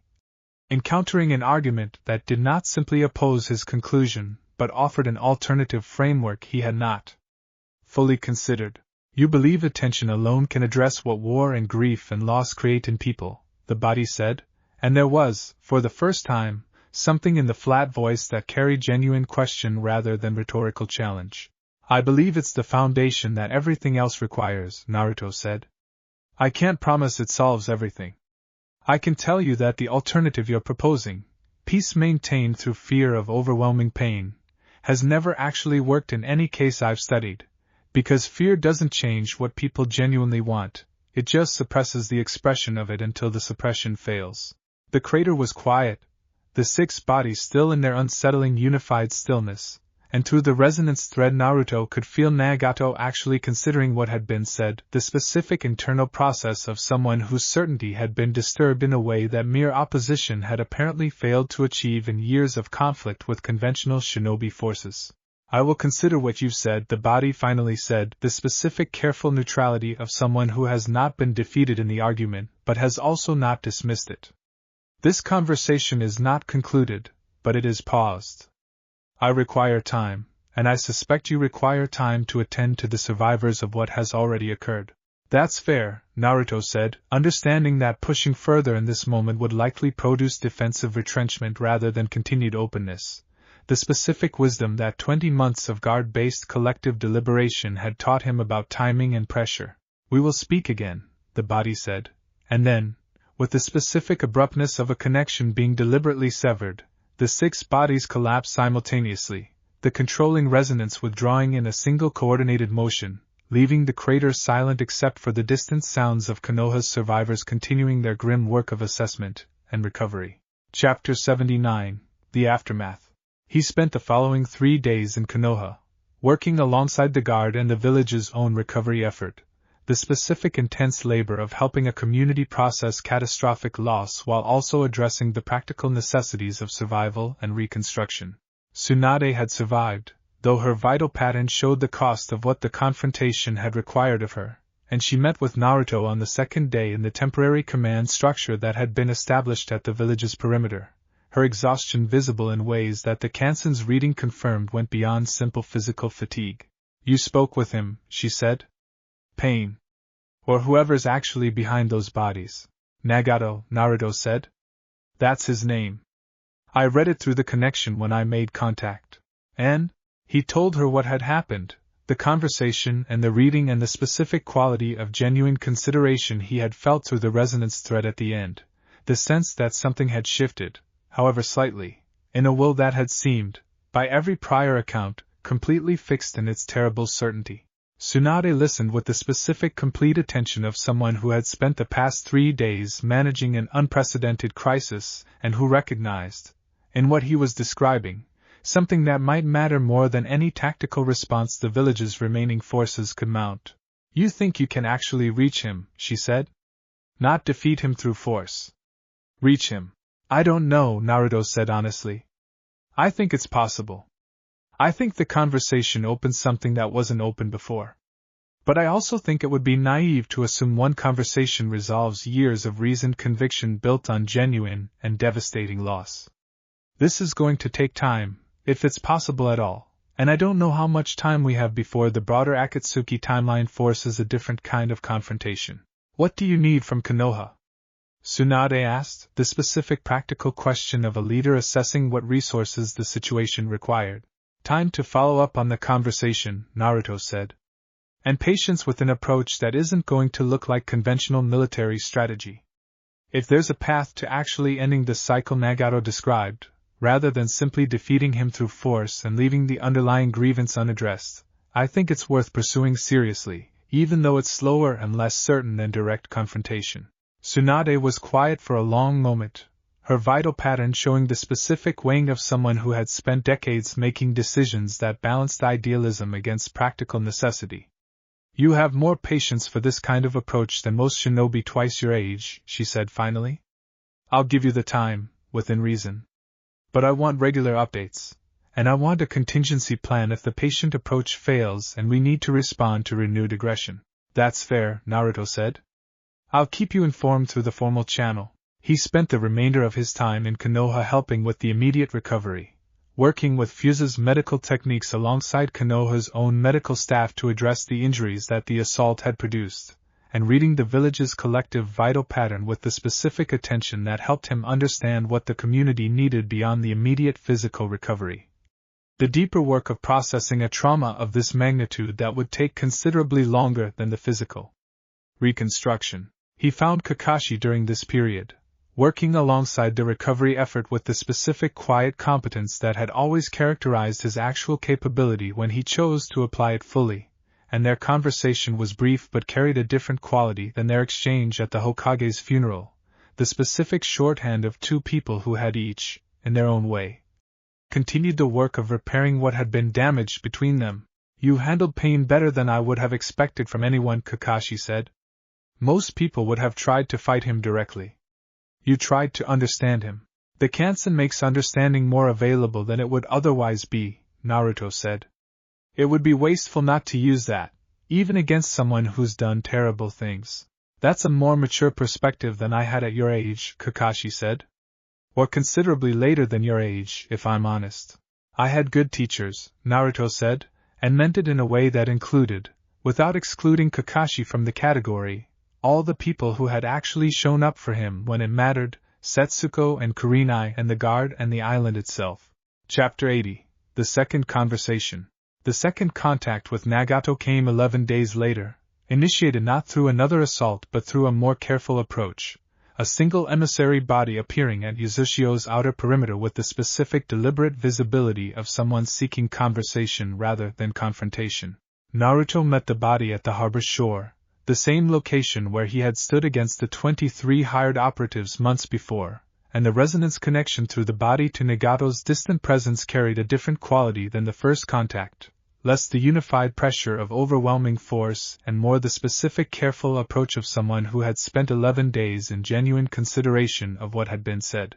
I have thought about your words, the body said. I find I cannot fully dismiss them, which is itself unusual. I have built my entire framework on a foundation that I believed was unshakable, tested through years of conflict, and confirmed through every outcome I have observed. Your alternative does not refute that foundation through argument alone. It suggests something I had not adequately considered. What's that? Naruto asked, extending the kansen to read the actual quality of Nagato's vital pattern through the connection, finding the same genuine grief but organized now with a quality of openness that had not been present in the first contact, the specific signature of someone whose certainty had developed a crack that he was, with evident difficulty, allowing himself to examine rather than immediately sealing over. That genuine peace might require something I do not currently possess the capacity to provide, Nagato's voice said, through the body, carrying a weight that the flat effect could not entirely suppress. You speak of genuine attention as the foundation of lasting peace. I have spent so many years organizing my will around the infliction and management of pain that I am not certain I remember how to extend the kind of attention you're describing, even if I believed it might work. This was, Naruto understood, the actual opening, the specific moment where genuine change became possible because the person involved had moved from defending a position to questioning whether they retained the capacity to do something different. And he understood that how he responded in this moment would significantly shape whatever came next. I can show you what it looks like, Naruto said. Not as a technique to copy, because the kansen is specific to my bloodline and isn't something you could replicate directly. But as an example of what's possible, if you're willing to actually look rather than simply hear me describe it. What would that require? Nagato's voice asked, the specific caution of someone considering a vulnerability he had not previously been willing to risk. Extended contact, Naruto said. Through the same connection we're using now, but deeper and longer. I would need to show you, through direct resonance, what genuine attention to another living thing actually feels like from the inside, rather than simply describing it in words that can't fully capture the experience. There was a long silence through the connection, the specific quality of someone weighing a significant risk against a possibility they had not expected to encounter. If I allow this, Nagato's voice said finally, and you intend deception, betrayal, an attempt to disable or destroy me through the contact rather than what you've described, I want you to understand that the cost would extend beyond myself. The bodies you see are not the entirety of what I control. There are contingencies. I understand, Naruto said. I'm not offering this as a tactic. I'm offering it because I think it's the only way to actually demonstrate what I mean rather than simply arguing for it, and because I think you deserve the chance to experience something different before you decide that your current path is the only one available to you. Another long silence. Proceed, Nagato's voice said. Naruto extended the kansen toward the resonance connection with the full and careful precision of the ruling stage's developed capacity, and instead of reading Nagato's vital pattern from outside, the way he had in the first contact, he opened the connection in the other direction, allowing Nagato's awareness, through the body's connection, to experience directly what Naruto's own attention to the world felt like from the inside. The specific quality of complete, genuine, undivided presence to another living thing's full reality. He showed him the island, the 30-some vital patterns held in the broad cord-like awareness that the ruling stage's full development had made possible, each one completely and individually attended to, none reduced or managed or treated as merely instrumental to some larger purpose. The specific texture of a community built on the foundation of genuine mutual seeing. He showed him Tayuya's suppression dissolving into trust, and Karen's blazing potential finding its proper direction, and Sasuke's deep grief finding, through patient and careful attention, a different relationship with the loss that had shaped him. He showed him what it had felt like to be 12 years old and unseen, and what it had felt like, slowly and through genuine effort, to build something where being seen was the foundation rather than the exception. Through the connection, he felt Nagato's response, not words but the direct experience of someone receiving, for the first time in longer than he could perhaps remember, the specific sensation of being genuinely and completely attended to by another consciousness, without management, without instrumentalization, without the careful distance that conflict had taught him to maintain against every other living thing he had encountered. The body, standing on the harbor shore, was very still. I had forgotten, Nagato's voice said, after a silence that stretched long enough that Naruto began to wonder if the connection had been severed, what that felt like. I had a teacher once who saw me this way. Before everything that came after. You can have that again, Naruto said. Not from me specifically. But the capacity for it doesn't disappear because you've spent years suppressing it in service of a different purpose. It's still there. I just showed it to you directly because I don't think you believed it when I only described it. Another long silence, and through the connection Naruto could feel the specific internal process of someone whose entire framework was undergoing a reconsideration more fundamental than anything the first conversation had produced. I need time, Nagato's voice said finally. More than 11 days. This is not a small thing you have shown me, and I do not trust myself to make decisions of this magnitude quickly, given how much rests on whatever I ultimately choose. Take the time you need, Naruto said. I'll be here when you're ready to continue this conversation. And in the meantime, I'd ask one thing. What? No further assaults. On Konoha, on any other village, on anyone.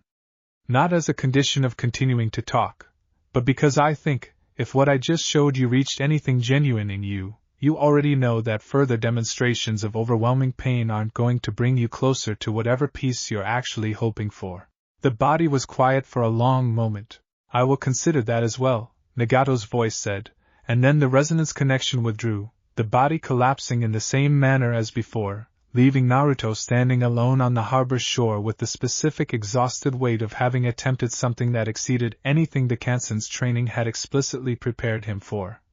The application of genuine attention not as a tool for understanding an opponent but as an actual gift offered to someone whose capacity for receiving it had been buried under years of justified and devastating grief. Chapter 81. What the guard discusses. He told the guard everything that evening, the specific full account that the magnitude of the attempted contact deserved, and the discussion that followed was longer and more searching than any previous deliberation in Uzushio's history. You took an enormous risk, Konoha said, her political analysis immediate and direct. Opening that kind of connection, allowing him into your own vital patterns experience, without any guarantee he wouldn't use the access for something harmful. I know, Naruto said. I assessed the risk before proceeding and judged it acceptable given what was actually at stake. If there's a genuine path to ending the cycle Nagato described, rather than simply defeating him and leaving the underlying grievance to produce whatever comes next, I think it was worth the risk.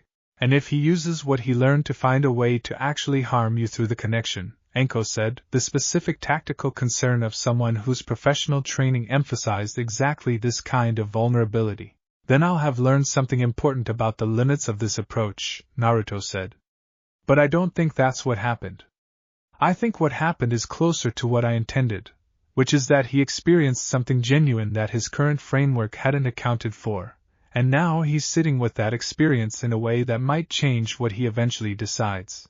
Sasuke, who had been quiet through the discussion's early exchanges, spoke with the specific weight of someone who had personally benefited from exactly this kind of patient, risky attention. It's the same thing you did with my seal, he said. And the same thing you did when you read Itachi. You don't just analyze the threat. You actually try to understand what's true, even when understanding requires vulnerability that a purely tactical approach would avoid. Yes, Naruto said. I think that's the actual core of what the Kansen is for, beyond any specific application. The willingness to be vulnerable enough to truly see something, rather than only assessing it from a safe analytical distance. The discussion continued through the evening, the guard working through the implications of what had happened and what might come next, and what emerged, by its conclusion, was a shared understanding that Uzushio's approach to the Akatsuki situation had shifted from pure defense and intelligence gathering towards something more actively engaged. The specific recognition that the Kansen's capacity for genuine attention might offer a path to resolution that conventional military or political approaches could not provide. This doesn't mean we stop preparing for the alternative, Enko said, near the discussion's end. The specific practical caution that her role in the Guard required her to maintain even amid genuine hope for a better outcome. If Nagato decides against what you've shown him, or if Madara's directing intelligence overrides whatever personal reconsideration Nagato undergoes, we still need to be ready for direct confrontation. Agreed, Naruto said.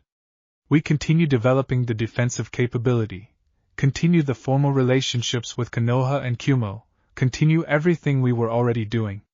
This is an addition to that preparation, not a replacement for it.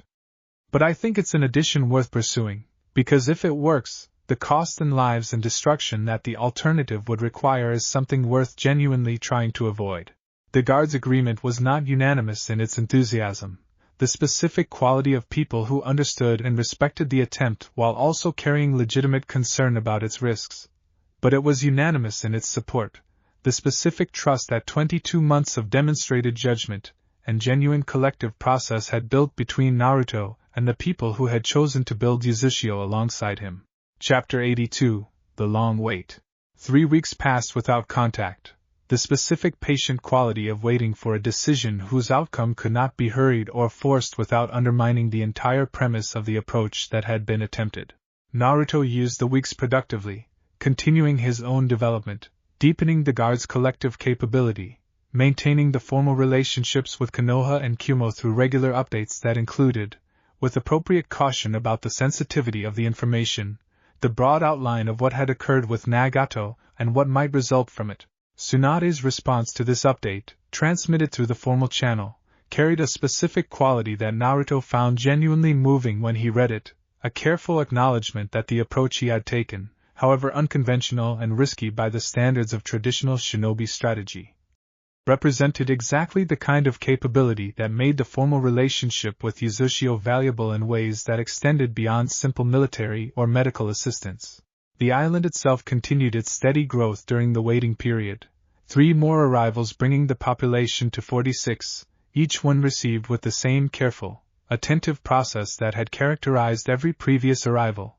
The specific patient work of integration that mattered as much as the dramatic confrontations and the political negotiations, the unglamorous daily texture of building something genuine. Karen's development continued toward the ruling stage's early threshold, faster than even her own remarkable pace had previously suggested, and Naruto spent considerable time during the waiting period working directly with her on the specific challenges of multiple simultaneous contacts, passing forward the integration insight the Foundation's seal had eventually provided him.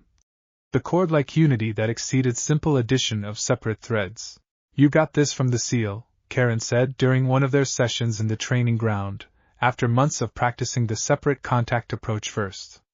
Do I need to go through the same sequence, or can I start with the integration directly? Naruto thought about this carefully, because the question mattered for how he taught not just Karen but everyone who came after her, the specific responsibility of being the first to walk a path and therefore the one who determined whether others needed to walk every step of it or could benefit from shortcuts his own trial and error had discovered. I think you can start with the integration directly, he said, because I can teach you the principle rather than requiring you to discover it independently. That's the value of having a teacher rather than only a seal that transmits information once and then requires you to work out the application alone. I had to find this through extended practice because I was, in some sense, the first. You don't have to repeat all of that, because I'm here to show you what I found. Karen absorbed this with the specific seriousness she brought to everything related to her own development, and over the following 2 weeks, working with the principle directly rather than discovering it independently, she achieved the cord-like integration in a fraction of the time it had taken Naruto, a specific and meaningful demonstration of what genuine teaching, built on hard-won and freely shared knowledge, could accomplish for those who came after the first difficult steps had already been taken. This was, Naruto understood, watching Karen's rapid progress, the actual mechanism by which Uzushio's capability would eventually exceed what any single person, however gifted, could achieve alone. Not simply the addition of more people with the bloodline, but the compounding effect of genuine teaching, each generation building on what the previous generation had discovered rather than rediscovering it from the beginning. Mito, he thought, had understood this when she built the foundation seal, the specific recognition that knowledge transmitted directly, through the resonance that the bloodline made possible, could compress what would otherwise require independent discovery into a fraction of the time. And that the actual strength of a people was not simply the sum of their individual capabilities but the multiplication effect of genuine knowledge transmission across generations. He was building that multiplication effect, one careful teaching session at a time, and the specific patient satisfaction of watching it work, watching Karen achieve in 2 weeks what had taken him months, was its own kind of evidence that the project was succeeding in exactly the way it needed to succeed. Chapter 83: The Choice. The third contact came in the 4th week, not through a single emissary body but through a direct request, transmitted via a method that Naruto did not immediately recognize, a specific chakra signal that resolved, when he extended the kansen toward it, into a clear and direct invitation rather than an autonomous body's appearance. The invitation was for a meeting, in person, at a specific location and time, with Nagato's actual physical body rather than one of the controlled extensions, and the specific vulnerability that this represented, a meeting on terms that placed Nagato's genuine, undefended self in proximity to someone he had only previously engaged through the protective distance of controlled extensions. Told Naruto before he had even finished reading the invitation's full content that something significant had shifted. He discussed the invitation with the guard, the specific careful weighing of risk against opportunity that had characterized every major decision in Uzushio's history, and the consensus that emerged was support for accepting the meeting, with appropriate precautions and with Sasuke accompanying him as both combat readiness and the specific value of a second perspective on whatever the meeting produced. They traveled to the indicated location, a remote area in the Rain country that Nagato had apparently chosen for its distance from any populated area that might be endangered should the meeting go badly, and they arrived to find a single figure waiting, the actual physical body rather than any extension. And Naruto's first direct reading of Nagato's unmediated vital pattern confirmed everything the resonance connections had previously suggested while adding a depth and immediacy that distance reading could not fully capture. The grief was profound, layered and complex in ways that the connection-mediated readings had only partially conveyed, built from losses that stretched back to a childhood marked by war's casual destruction and compounded by a more recent loss that Naruto could now read directly. The specific configuration of someone who had lost, in addition to his parents decades ago, someone who had been central to his adult life and purpose. A loss that had occurred recently enough that its rawness was still actively shaping the vital pattern's current configuration. "You came," Nagato said, his actual voice carrying none of the flat effect of the controlled bodies, instead a tired, careful quality that matched the vital pattern Naruto was reading directly. "You asked," Naruto said simply. "And I think you asked because something in what I showed you mattered enough to risk this kind of direct vulnerability." Nagato was quiet for a long moment, looking at Naruto with eyes that carried the specific exhaustion of someone who had spent weeks in genuine internal conflict.